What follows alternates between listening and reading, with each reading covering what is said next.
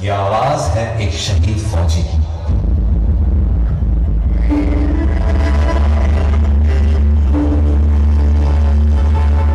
मेरे जवान दोस्तों, मेरे शहीद होने के बाद जब तुम मुझे मेरे गांव लेकर जाओगे तो ये बताओ, क्या मेरी मां का सामना कर पाओगे?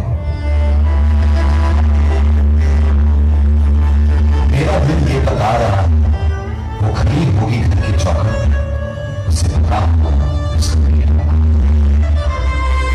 घर की दहलीज में पहुंचते मुझे कंधे से उतार दो और मेरी मां के निकट जाके पूछना उनके आंसू और सीने से निकट जाना। खुश हो जाओ, आज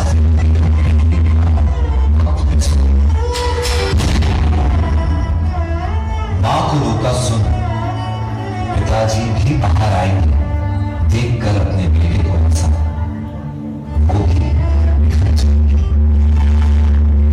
तब जाकर कहना उनसे कि मैंने ये इसलिए किया ताकि हमेशा ऊंचा मेरे देश का मान उनके भावे का सामना, ताकि देश मेरे छोटे भाई से कहना कि मां को संभाल लेगा, पर यह बात भी जिंदगी में डाल दो कि एक मां यहां आंसू बहा रही है तो दूसरी मां उसे संभल में बना रही है। उसे एक मां के दूध का कर्ज भी चुकाना है और दूसरी मां के कर्ज।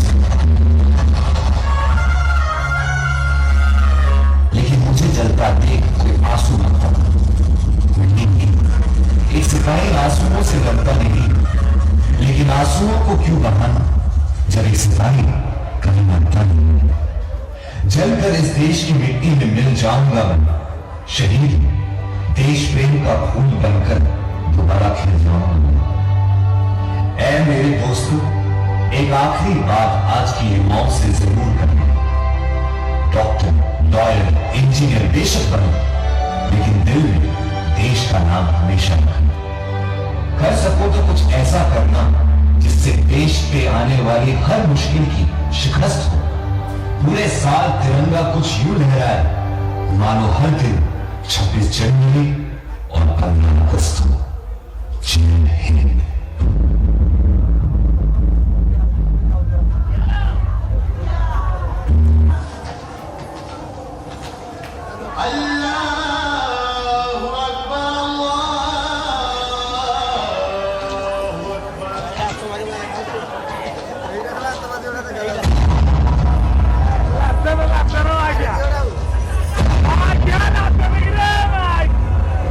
अल्लाह तआला की मेहरबान आज तुम पर बरस रही है। अल्लाह ने इस नेक काम के लिए तुम जैसे नेक इंसान को चुना है। कुछ ऐसा करो कि पूरा हिंदुस्तान हिल जाए।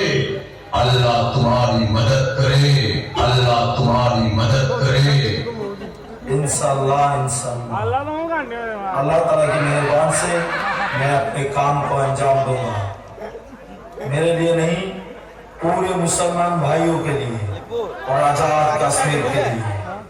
खुदा हाफिज, खुदा हाफिज, खुदा हाफिज।